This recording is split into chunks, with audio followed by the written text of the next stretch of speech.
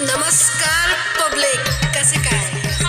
नमस्कार मंडळी, कसं काय? मस्त ना. मी एकदम मस्त. मी तुमची सगळ्यांची लाडकी साक्षी आणि बरंच काही माय मराठी वर्ल्डमध्ये व्लॉगमध्ये तुमच्या सगळ्यांचं स्वागत करते.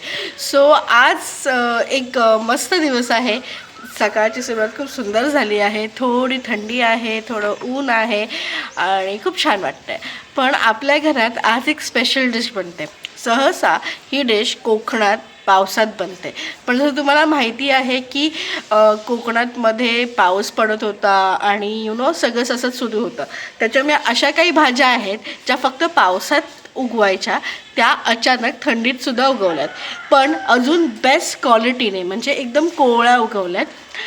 सो त्याच्यातला एक प्रकार म्हणजे तो आहे अळू, जो मला आणि आईला प्रचंड आवडतो. सो आज आपल्याकडे अळू बनणार आहे. तुम्हाला मी दाखवते की कोकणात अळू कसं बनवतात. काही लोक त्याला फक्त अळूची भाजी म्हणतात, काही लोक त्याला अळूचं फतफतं म्हणतात. प्रत्येकाची बनवायची पद्धत वेगळी असते. आमची पद्धत काय आहे ती तुम्हाला मी दाखवते. चला. आईने अळू कापून घेतलेला आहे. स्वच्छ तुम्ही म्हणजे हा अख्खं नाही आहे, पण तुम्हाला जर दिसत असेल तर कळेल की ही पानं खूप कवळी आहेत आणि कवळा अळू अजून जास्त चांगलं लागतं. त्याच्यामुळे आईने व्यवस्थित खालच्या बागातनं ही अळू घेऊन आली आहे आणि ही व्यवस्थित अशी कापून घेतली आहे. ही अशी कापून घ्यायची असते, बारीक बारीक. जेवढी बारीक तुम्ही कापून घेऊ शकता तुम्हाला तशी बारीक कापावी लागते. त्यानंतर रात्रीच आईने शेंगदाणे आणि हे आहेत काळे वाटाणे. काळे वाटाणे तर कोकणी प्रेमच आहे, तुम्हालाही माहिती आहे. आणि शेंगदाणे, हे दोन ह्याच्यात जाणारे सगळ्यात महत्त्वाचे प्रकार आहेत. सो हे रात्रीच आईने भिजत घातले होते, कारण आपल्याला आता हे शिजवायचे आहेत. त्याच्यामुळे हे रात्री भिजत घातले की लगेच शिजतात. सो हे लागणारं ह्या भाजीसाठी मेन गोष्टी.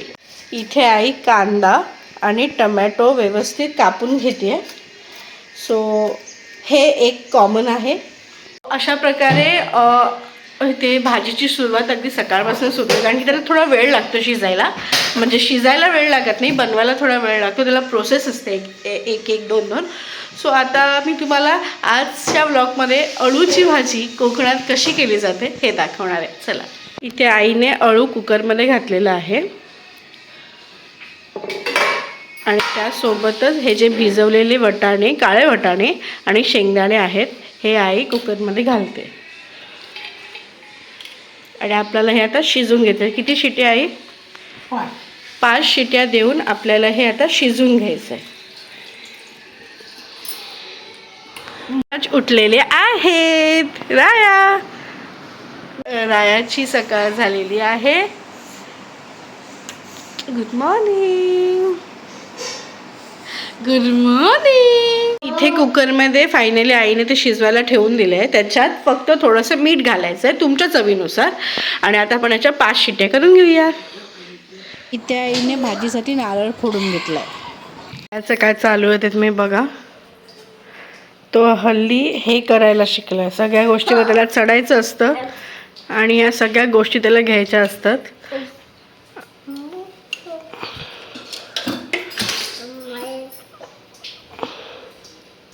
इथे आई आता लसूण सोलून घेते, कारण की अळूला लसूण व्यवस्थित म्हणजे भरपूर लागते. लसणीचा जर वास चांगला लागतो, त्याच्यामुळे आई मस्तपैकी भरपूर सारी लसूण सोलून घेते.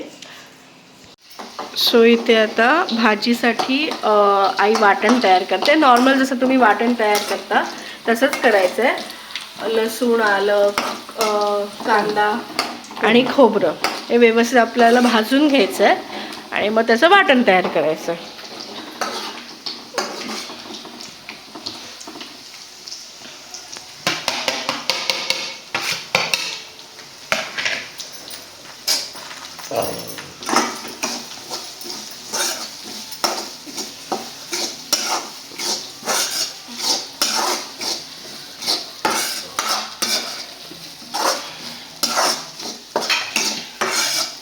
नीला लसूण आणि कांदा घातला आहे आणि ओवा घातला आहे थोडा.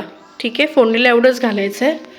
आणि इथे हे वाटण तयार आहे फोडणीचं, जे आम्ही अळूच्या भाजीसाठी घालणार आहोत. जे मगाशी तुम्हाला मी दाखवलं जे सगळं भाजलं होतं तेच आपण इथे वाटून घेतलं आहे, पण त्याच्यात थोडा मसाला पण घातला आहे, आपला मालवणी मसाला. तुमच्याकडे मालवणी मसाला नसेल तर तुम्ही जो कुठचा गरम मसाला किंवा लाल मिरची पावडर जे काही वापरतात ते ह्याच्यात घालू शकता. तर फक्त ह्या 2च गोष्टी घालून ते भाजलेलं सगळं मिश्रण आपल्याला वाटून घ्यायचं आहे. तुम्ही बघा, हे सगळं मिश्रण ना व्यवस्थित असं गरगटलेलं आहे आणि शिजलेलं आहे. हे बघा,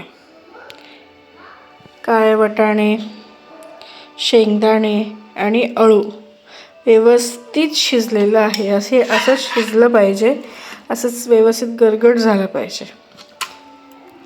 मस्त, जसं तुम्हाला बघा मी दाखवलं, व्यवस्थित शिजलेलं आहे. आणि आता आई ते फोडणीला घालणार. इथे आईने कढीपत्ता पण घातला.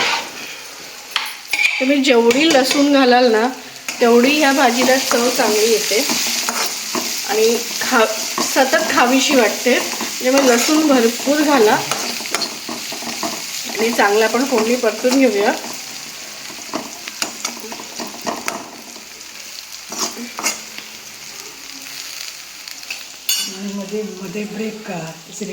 आपली फोडणी व्यवस्थित आता परतून झाली आहे. त्याच्यात आपण ही जी शिजवलेली भाजी आणि वाटाणे आणि शेंगदाणे आहेत, शिजवून घेतले होते कुकरमध्ये, ते आता आपण ह्याच्यात फोडणीत घालतो. आणि आता आपल्याला ते व्यवस्थित थोडे परतून घ्यायचे आणि त्याच्यावरतीच आपल्याला जे आपण वाटण मगाशी तुम्हाला मी दाखवलं, आपण जे वाटून ठेवलं तेही घालायचं आहे. मगाशी तुम्ही बघितलं असेल की फोडणी घातली होती पण ती तडतडत नव्हती, कारण भाजी करता करता अचानकच आमचा गॅस संपला. त्याच्यात आमचा अर्धा वेळ गेला. तर ते मगाशी आई तेच सांगत होती. ते वाटण जे आपण मगाशी करून घेतलं होतं तेही लगेचच घालून घ्यायचं आहे. सो आजूबाजूचा जो तुम्हाला पसारा दिसतोय त्याला अवॉइड करा, कारण आज सोमवार आहे आणि सोमवारची इकडे लाईट जाते आणि ती अक्षरशः सकाळी 10 वाजता जाते, ती दुपारी 3-4 वाजता येते.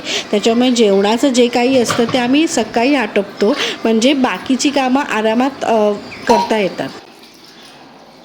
त्याच्यात उरलेलं पाणी आणि आता हे व्यवस्थित मीडियम गॅसवर 10 मिनटं व्यवस्थित शिजवून घ्यायचं आहे. म्हणजे सगळं शिजलेलं आहे, पण ते मसाले एकजीव होण्यासाठी आपल्याला निदान 10 मिनटं मीडियम गॅस आचेवर शिजवून घ्यायचं आहे.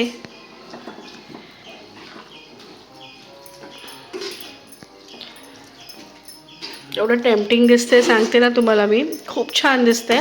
आणि तुम्ही हे नुसतंही खाऊ शकता. तुम्हाला ह्याच्यासोबत भात, भाकरी, पोळी कसलीही गरज नाही आहे.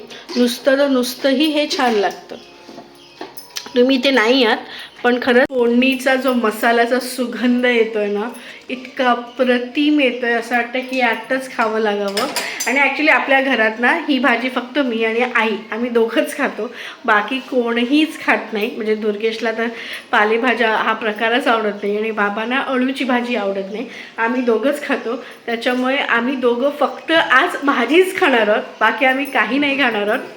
सो हे ऑलमोस्ट तुम्ही बघा की आता होत आलं. तर 10 मिनटं आपण ते मीडियम गॅसवर ठेवूया.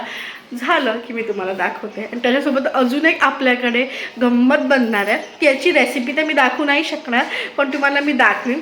गोव्यात लोक त्याच्यासाठी वेडी आहेत, त्याला मिरची भजी म्हणतात.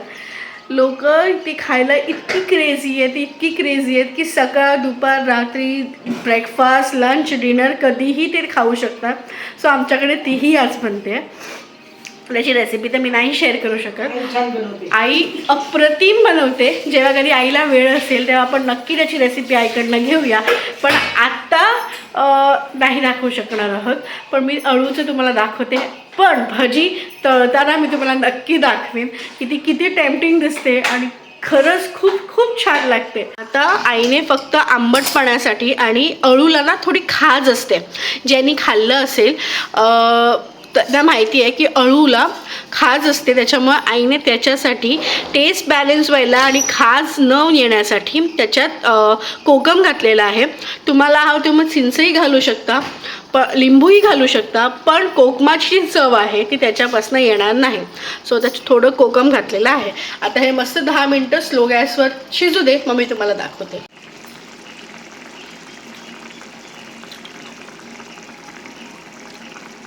ते आईने अळू खायलाही घेतलाय. आई, अळू कसं झालंय? एक नंबर. सो तुम्ही बघू शकता की सिरियसली आम्ही फक्त अळू खाणार आहोत, बाकी त्याच्यासोबत काही खाणार नाही आहोत. तयार झालेलं अळू दिसतंय ना मस्त. तयारी करून घेतली आहे. आणि ते ह्या मिरच्या खऱ्या त्या मोठ्या वापरतात, पण बाबांनी ह्या मिरच्या आणल्या की त्यांना थोडी भजी तिखट लागते, त्याच्यामुळे ह्यावाल्या मिरच्या आणल्यात. आणि इथे आईने भजीची ही तयारी करून घेतलेली आहे. भात लावून झालेला आहे.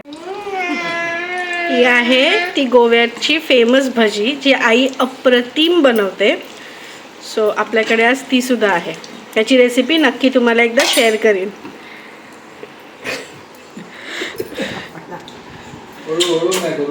हे आजचं दुपारचं जेवण अळूचं फतफद म्हणजे अळूची भाजी आणि मिरची, जी भाजलेली आईने तळलेली मिरची होती ती. की एक असं लागतंय. चिअर्स. अरे बापरे, हात घालून नको रे बाबा. एक नंबर आहे.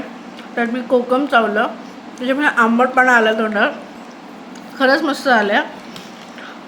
तुम्ही नक्की बनवून बघा आणि मला सांगा की मला आवडलं का. तसं आता अळू भेटणं थोडं मुश्किल आहे, मग कोकणातलं असं वातावरण असल्यामुळे इथे ते उगवलं. पण जर तुम्हाला मिळालं तर नक्की ही रेसिपी करून बघा आणि मला सांगा. आणि मला हेही सांगा की तुम्ही अगोदर कधी अळू खाल्लेलं आहे का, तुमच्याकडे त्याची कशी भाजी केली जाते हेही मला कमेंट करून सांगा. चला मग मी खाते.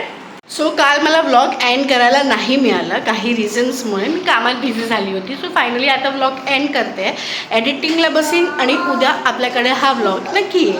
मला नक्की कमेंट करून सांगा की तुम्हाला अळूची भाजी आवडली का, त्याची रेसिपी आवडली का. मिरची भाजीची रेसिपी मी लवकरच द्यायचा प्रयत्न करीन जर टाईम ॲडजस्ट झाला तर. चला मग पुन्हा भेटू एका नवीन व्लॉगमध्ये. आय होप तुम्हाला हा व्लॉग आवडला असेल तुम्हाला माहिती आहे काय करायचं. Like, share, comment and subscribe.